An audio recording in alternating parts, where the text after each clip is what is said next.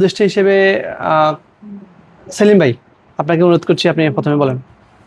সামনে উপস্থিত আছেন আমার সিনিয়র ভাইয়েরা, আমার সহকর্মী, তারপরে আমার অনেক জুনিয়র আছে। সবাইকে আমার সালাম এবং শুভেচ্ছা। আসলে একটা প্রবাদ আছে যে 10 মিলে করি কাজ, হারি জিতি নাহি লাজ। তো আমরা আমাদের দল মতামত থাকবে, আমাদের আদর্শ থাকবে। আমরা প্রত্যেকেই আমরা স্বাধীনচেতা মানুষ। আমাদের প্রত্যেকেরই আলাদা আলাদা আইডেন্টিটি আছে, আলাদা আলাদা পছন্দ আছে। এখানে কেউ এমট্যাপ করে, কেউ এমটিএফ করে, বা কেউ অন্য কোনো সংগঠন করে।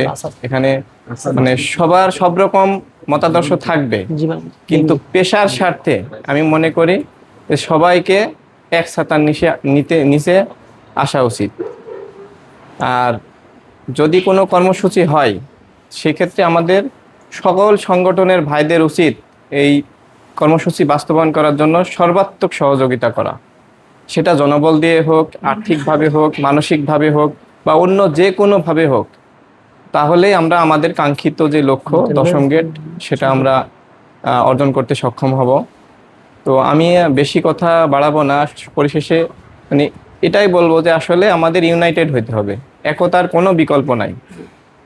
আপনারা 5 জন একটা কাজ যদি ভাগ করে নেন, খুব ইজিলি করতে পারবো, কিন্তু একার কাঁধে 5টা ফাইল নিয়ে 5 জায়গায় দৌড়াই, সেই কাজটা কিন্তু আমি পারফেক্টলি করতে পারবো না।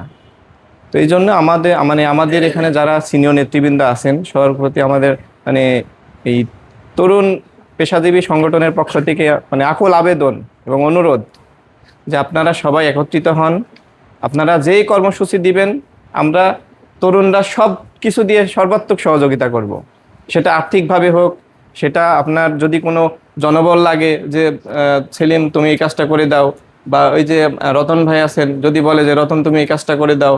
তারপরে আমরা যারা আছি তরুণরা, আমরা কাজ করতে ইচ্ছুক। আপনারা একত্রিত হয়ে যেই কর্মসূচি দিবেন, যেই কাজ দিবেন, আমরা ইনশাল্লাহ করতে প্রস্তুত আছি। তো এই বলে আমি আমার বক্তব্য শেষ করতেছি। আসসালামু আলাইকুম।